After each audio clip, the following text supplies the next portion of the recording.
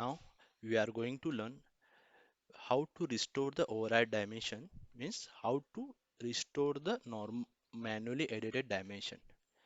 First, we need to know which dimensions are overridden.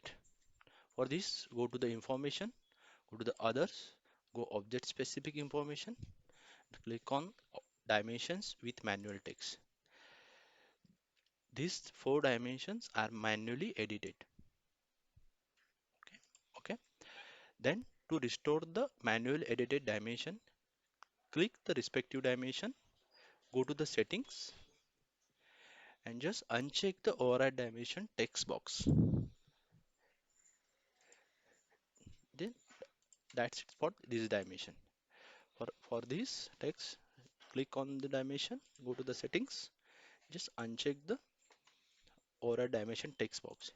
You need to check one by one only. If you select in mass by using control or directly by using MB1, then it is not possible. Or in this case, the option is hidden. Override dimension option is hidden in this case.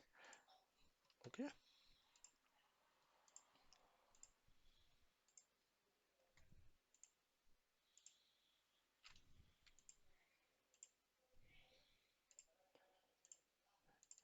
Now we again check the dimension, which dimensions are pending or not.